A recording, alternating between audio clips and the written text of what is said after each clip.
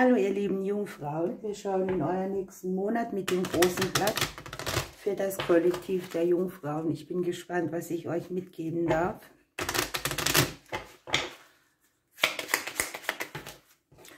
Das ging aber schnell. Hier scheint ein bisschen Herausforderung zu sein.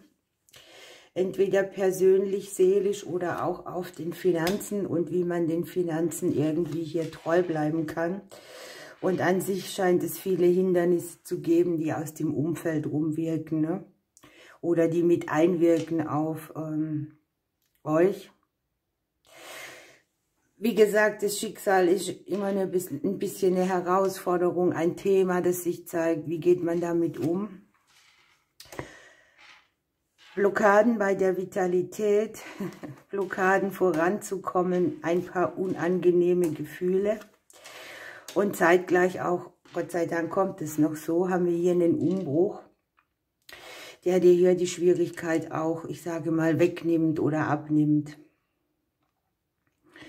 Man sieht hier Verstrickungen am finanziellen Bereich, die sind kleiner, die hier mit der Sonne in der Korrespondenz sich eigentlich sehr gut zeigen. Also egal, was mit den Finanzen ist oder welche Herausforderungen es da gibt, sieht man hier, dass die Verstrickung auf jeden Fall beendet wird oder sich zum Positiven löst. Ja, es scheint so, dass es einige Dinge zu klären gibt, emotional auch, für den neuen Monat. Der Sarg beendet den Sarg, das ist schon mal schön. Das heißt, diese Stagnation oder alles, was lang und schwierig ist, hat hier auch mal ein Ende. Man findet eine Lösung. Es sieht hier irgendwie so ein bisschen aus, wie man hat einen Neubeginn geplant und der gestaltet sich mit Hindernissen. Oder man muss umstrukturieren. Ich sehe die Arbeitskarte hier im Hause der Roten. Hier kann es durchaus sein, man hat hier auch Konflikte oder Gespräche, die um das Thema Beruf, Berufung, Geld verdienen gehen.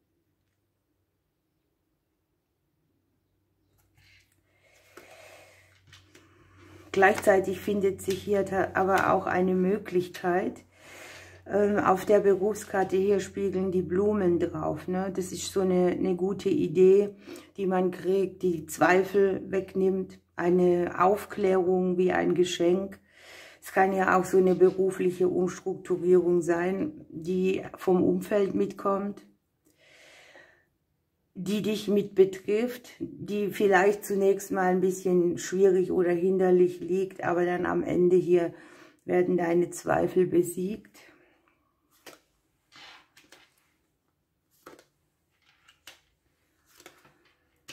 Es sind hier sehr viele Entscheidungen zu treffen.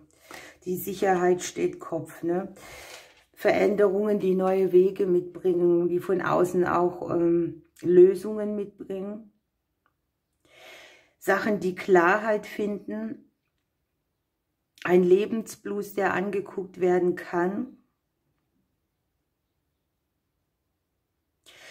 Es geht mitunter darum, das Berufliche und die Herzensangelegenheiten so ein bisschen zu stabilisieren, zu wandeln und zu harmonisieren und einen bestimmten Kampf aufzuhören. Und es geht darum, dass man überlegt, in welche Projekte investiert man noch, ne? Wo gibt man sehr viel rein, wo nimmt man etwas zurück, weil es nicht funktioniert. Wo beachtet man, dass irgendwas, was man geplant hat, es nicht funktioniert, am Ende dann den großen Segen darstellt? Das ist ja öfters mal so, ne? Es sind viele Umstrukturierungen im beruflichen Bereich, im verbindlichen Bereich, im Beziehungsbereich, in allem, was mit Verträgen zu tun hat. Da gehen die neuen Kapitel auf, da kommt die Info, die man braucht, um einen Weg zu gestalten. Ich sehe euch hier ein bisschen mit Konflikt behaftet, mit allem, was Neubeginne mitbringt, ne? Hier haben wir die Maus im Hause des Neubeginns und hier den Konflikt mit dem Neubeginn. Also es scheint etwas mit Hindernissen zu laufen, wo auch das Umfeld und die Vitalität sehr viel mit einspielt.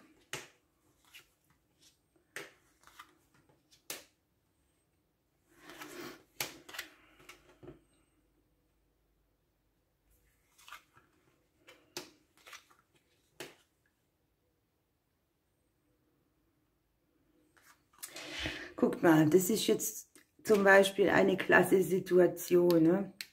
Wenn wir die Schlange als Gift oder Verstrickung nehmen, dann geht sie hier raus. Ne? Sie ist nicht im Kartenblatt mit dabei. Kann auch sein, du hast hier ein bestimmtes Thema bearbeitet, ein Mutterthema, eine Verstrickung, eine Sache mit der Vergangenheit. Hier haben wir die Sonne drin. Ne? Hier ist genesende Energie zur Verfügung.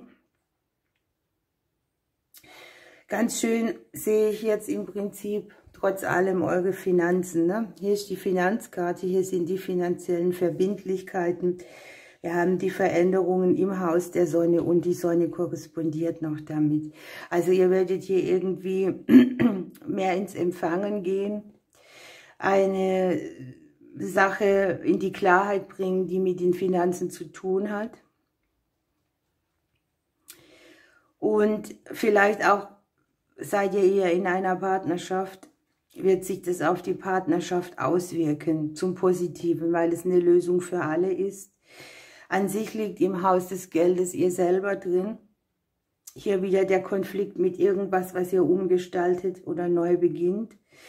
Und an sich dann aber auch auf beständige, längere Zeit hinaus klärend. Also da dürft ihr wirklich eine Lösung finden. Da sieht man die Klarheit reinkommen, eine Klarheit, die Sicherheit bringt und Veränderungen, die so mit einhergehen, dass auch die Sonne auf der psychischen Ebene wieder mehr scheint.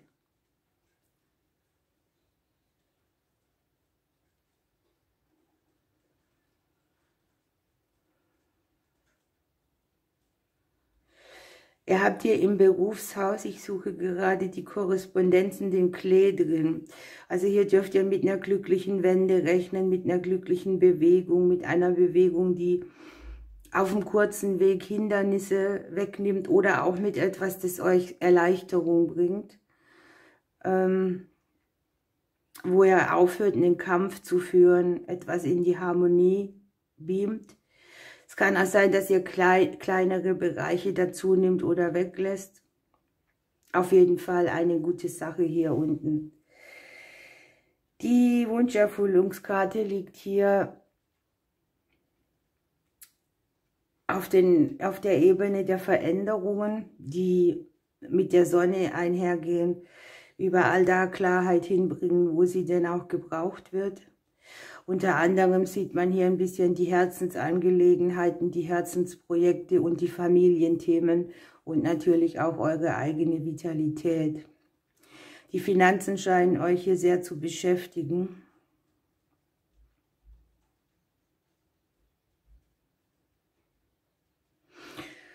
Ja, und es geht vielleicht ja auch im partnerschaftlichen Bereich. Ihr habt hier im Haus der Liebe das Gegenüber drin liegen, um Wege, die hier, naja, ich sag mal, entstehen, wo man wieder neu aufeinander zugeht oder falls du Single bist, hier auch jemand kennenlernst, ja. Es sind einige Ereignisse bei euch, die kommen aus dem Außen mit. Und es kann sein, dass man so dieses Gefühl hat, ich bin nicht ganz sicher, was ich machen soll. Also dieses, ich bin blockiert, ich bin nicht in der Lage, eine Entscheidung zu treffen, weil ich nicht fühle, dass das oder das die richtige Lösung ist. Und die wird hier aber kommen. So, ihr habt das Einhorn dabei, da geht es um das Thema Reinheit. Mit dieser Karte geht es so ein bisschen drum, die Welt nicht mit der Vergangenheitsbrille zu gucken, sondern einen Blick einzunehmen. Das kann ja auch diese Herausforderung sein, dass das Leben jederzeit neu beginnen kann und dass man über das, was war, sich nicht definieren muss. Ne? Hier findet eine innere Reinigung statt, eine Erneuerung. es steht so eine Zeit bevor, wo man loslässt, was nicht mehr dienlich ist oder was nicht länger unterstützend wirkt, sondern eher erschwerend. Und hier ist auch so dieses mit dem Einhorn, ne, das Übernatürliche, die Magie dabei. Den Blick einzunehmen, der im Prinzip aus der Unschuld eines Kindes kommt, so wie man geboren ist in dieser Reinheit. Und eben loszulassen, was nicht mehr dienlich ist. Das wird euch hier beschäftigen. Das kann in vielen Bereichen sein bei euch, in allem, was verbindlich ist, aber ich sehe es hauptsächlich hier auch an den Finanzen dran und am Seelenleben.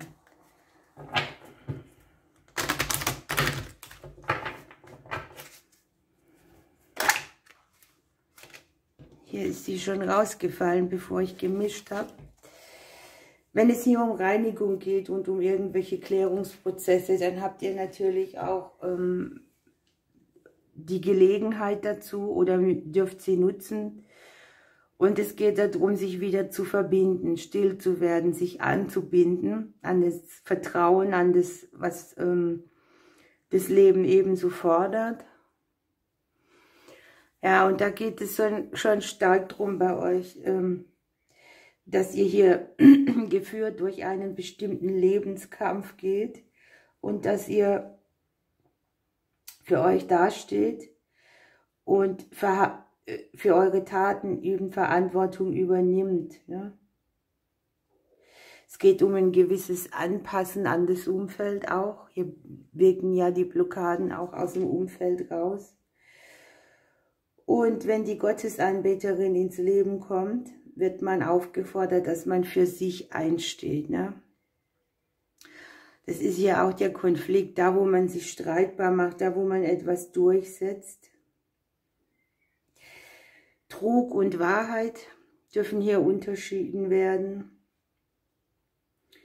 Achtsamkeit, Stille, Zwiegespräche mit der Quelle und auch dieses fürchte dich nicht, ne? Geh mehr in den Frieden, denn das Leben bringt dir alles, was du brauchst, auf irgendeine Art und Weise. Ihr lieben Jungfrauen, ich wünsche euch einen schönen neuen Monat. Denkt daran, Veränderungen und Wege, die hier entstehen, die liegen im Haus der Sonne. Sie spiegeln auch noch mit der Sonne. Also das ist eigentlich ein sehr gutes Ergebnis, zu was ihr euch da im Endeffekt hinarbeitet. Ich wünsche euch einen schönen neuen Monat. Ich drücke euch bis bald.